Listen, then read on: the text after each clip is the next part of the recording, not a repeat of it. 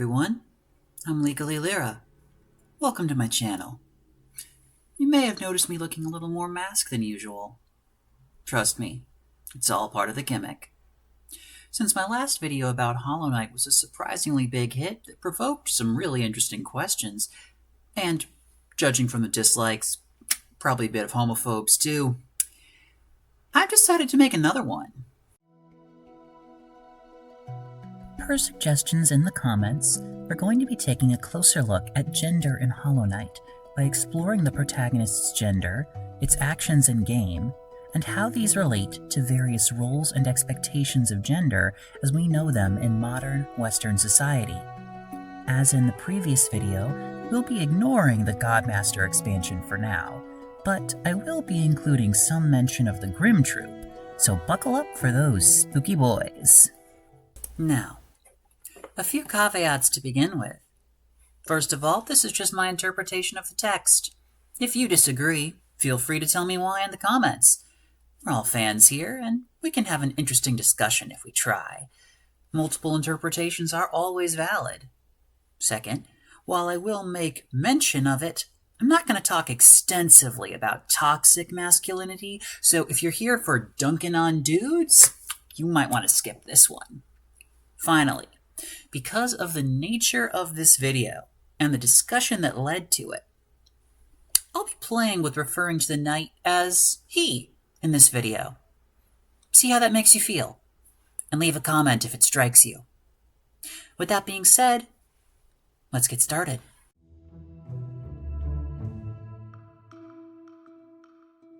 The protagonist of Hollow Knight is technically a genderless, mostly hollow entity, more on that later, who, after failing to become the chosen pure vessel to contain the infectious plague threatening Hallownest, fell into darkness, never to be seen again. Until he was seen again, some unknowable amount of time later, arriving in a ruined Hallownest whose chosen vessel had begun to fail.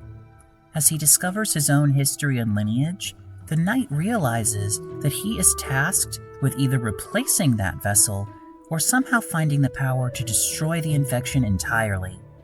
And along the way, he must overcome numerous challenges and meet many curious and charming individuals, each of them revealing something about the knight's possible character. I say possible character because there are many situations where the knight has a choice determined by the player, including, and perhaps most importantly, which ending to the story he pursues.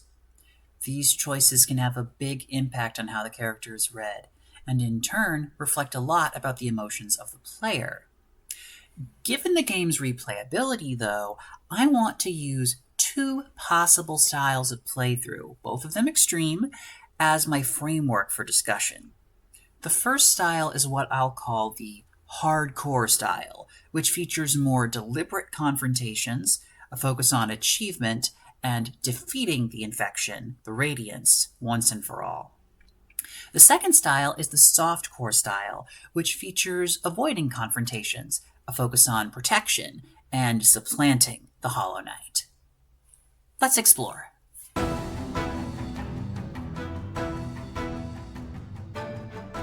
In the hardcore playthrough, it is especially easy to read the knight as traditionally masculine. His nondescript body disallows stereotypical feminine readings, and his stoic silence, mixed with his capacity to destroy everything in his path, is associated with stereotypical masculine readings. He rushes past Elderbug to reach his goals. He focuses on ordered, rational pathing in order to maximize his efficiency. He avoids dialogue when possible. He rescues Zoth the first time, but only so that he can kill the Vengefly King. He abandons Zoth in Deep Nest. When the nailsmith forges the pure nail, then asks to be slain with it, the hardcore knight obliges, sending him to a philosophically complete, if tragic, end. The knight finishes the Scarlet Ritual of the Grimm Troop, helping the Nightmare King to be reborn as his ally by forsaking the request of Brum and risking the possibility of unleashing the Nightmare's heart upon the land. He vanquishes the foes harassing Cloth in order to recruit her assistance in facing the traitor lord, granting her the promise of a warrior's death. And he shakes loose the charm he needs to unify the void from the vacant corpse of his father. Then, he sacrifices his life to destroy the radiance, completing the cycle of violence as a martyr. All of this plays into very normative masculine stereotypes, especially the so-called toxic ones, but it's important to understand how much this form of masculinity is also pushed on him. And it all begins with a weapon. From the beginning of the game, the knight is attacked by dangerous beasts and must defend himself with a weapon, a nail that, for some reason, he already has. The fact that his weapon is a nail does a lot of work.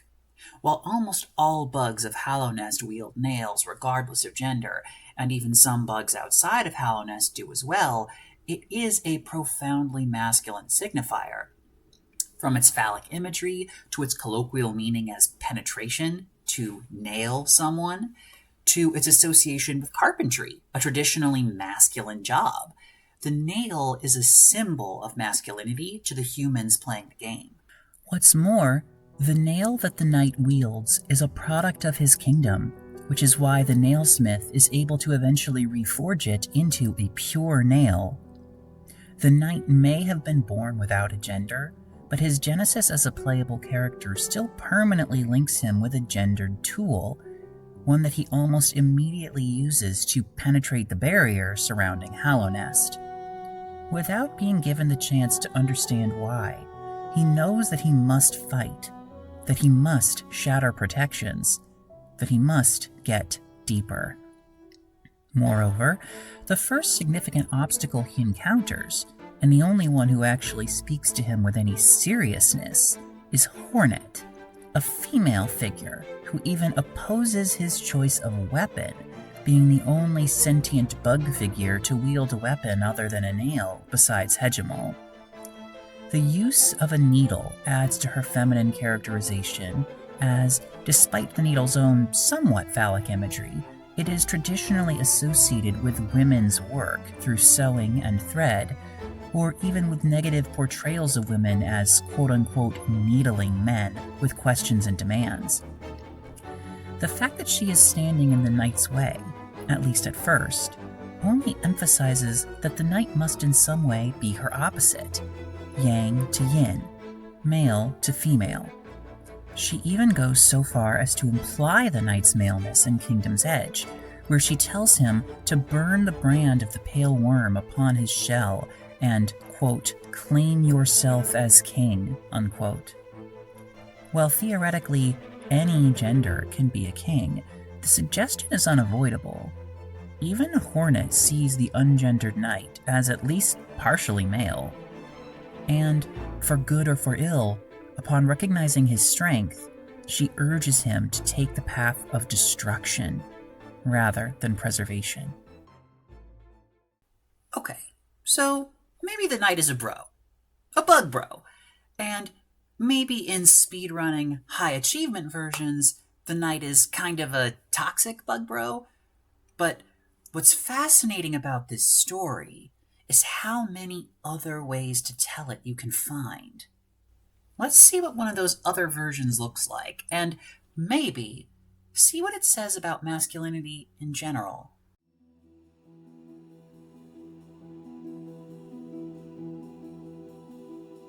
In the softcore playthrough, the knight embodies both positive masculine traits and some traditionally feminine ones.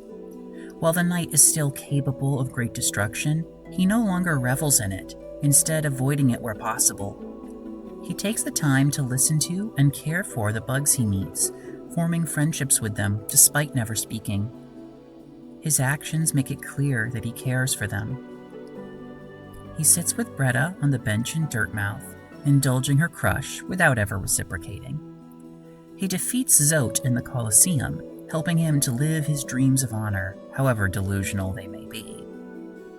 He refuses to kill the nailsmith, leading to the nailsmith's discovery of Nailmaster Shio and their budding romance. He faces the traitor lord alone because he knows that Cloth will die if he doesn't, waiting to rescue her until it's truly safe. He takes the time to bring the pale flowers to everyone in Hallownest, especially Elderbug, rekindling his hope in the power of dreams. He even sides with Brum against the Grim Troop, banishing them and freeing Brum of his possession, bringing Nim to Dirtmouth in his place. And finally, he chooses to become a vessel without trying to unite the warring darkness of the void. He chooses not to fight Radiance, as this is the surer option to protect the people he's come to care about, not the least of whom being Hornet herself. This ending in particular is especially feminine in a traditional sense, where femininity is read as a hollowness, to be filled by a masculine element in order to generate... Wait, something isn't right here. Radiance is a girl! One of the most fascinating things about Hollow Knight is its gender politics, and there's no exception with the interplay of Radiance and the Knight as a vessel. Almost all of the other signifiers in the game point to a masculine coding of the Knight. Even giving flowers to others is a frequently mask-coded activity. But in this one moment, his crucial emptiness, his void self, is taking on a traditionally female role. Meanwhile, the Radiance, who is well known to be female, is acting in the traditionally masculine role by performing dominance over others and needing to be contained, restrained, and received by the feminine element. It's a complete inversion of typical gender norms in one sense. In another, however, one might see it as just a reappropriated story where righteous female rage must be hidden away by the more rational, unemotional male element, protecting the world from its infectious qualities. But even if that's the case, I still think there's a certain positive femininity to be seen in the Knight's actions as a vessel. The rage of Radiance reminds me of the fury of Taka in Moana. She has had something precious stolen from her and is raging to get it back. Unfortunately, unlike Taka, Radiance can never have her heart returned to her, as the last of her worshippers ascends into dream essence by the end of the game. Her rage is futile, like everything else in this dying kingdom. But with the Knight containing her, perhaps for a little while, she might find some peace in the silence. After all, before the arrival of the Pale King, her kin knew no thoughts, because they had no mind. And, unlike the Hollow Knight containing her previously, the Knight himself very likely has no mind either, not if he chooses to become a vessel anyway. The Hollow Knight was contaminated by an idea, forged from the love of the Pale King. The Knight himself likely has no such idea. But even if he does, in the softcore playthrough, that idea would simply be the idea of friendship, kindness, and the strength of support, not love for the Pale King, who is Radiance's sworn enemy. Though it seems unlikely, it isn't impossible to imagine that the Knight could hold Radiance in an embrace of friendship, that Radiance could see in the Knight's memories that there was nothing left to fight for. Perhaps together they could grieve. Perhaps together they could heal.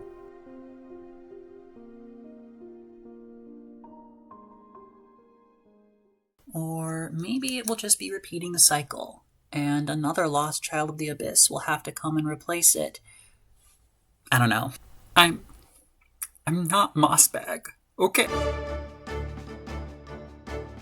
Regardless of whether an individual chooses to follow the hardcore, softcore, or any mixture of these styles of play, a certain narrative has sprung up within the community that I think, generally speaking, favors a more positive interpretation of the Knight. It's widely looked down upon, for example, for a streamer to ignore Elderbug unless absolutely necessary, or to test the edge of their dream nail on songstress Marissa. Despite the game's gothic themes, despite the overwhelming sadness surrounding every character's arc, the community seems to want a happier outcome for the characters, and that centers on the heroics of the knight. Not as a destroyer, but as a rescuer, as someone who brings people home while they're still alive, and honors their memories when they're gone.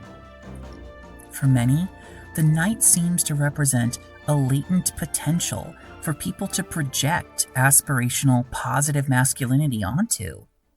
I think, in our society, many men and boys can sympathize with the feeling of emptiness that characterizes the knight. In particular, a piece of the haunting creed of the Pale King seems apropos of what men and boys are struggling with. No voice to cry suffering. In our society, it is too often expected that men and boys will keep their struggles to themselves and only show society a calm, smooth face of determination. A mask, if you will. Just like the knight wears to hide its true nature of void. But the void isn't without a will or a mind. It is merely diffuse, scattered across multiplicities, and waiting for potential, for a soul like that of the knight. The Dream No More ending, where radiance is destroyed, hauntingly features an image of the knight's mask, shattered. But this is no tragedy. By embracing his true self in totality, the knight can buck the harness of societal expectations. He does not have to do what he was raised to do. Even in this more hardcore interpretation, the answer doesn't lie in isolated sacrifice or self-hollowing.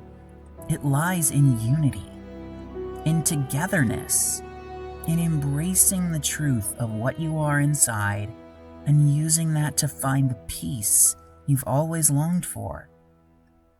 And that, to me, is positive masculinity personified. Thank you so much for watching this video, everyone. I had a lot more to say that I couldn't fit into the structure of this essay, especially about the void, soul, and ideas of the supernal feminine and masculine, particularly in the Kabbalistic sense. What do you think? Should that be my next video? Let me know in the comments below what you think I should do next, or just what you thought about this one. And please be sure to like and subscribe. Also, I would be ever so honored if you would consider supporting me on Patreon, or checking out my Amazon author page for some queer and trans sci-fi. Both links are in the description. Until next time, my lovelies, my name is Legally Lyra, and I bid you adieu.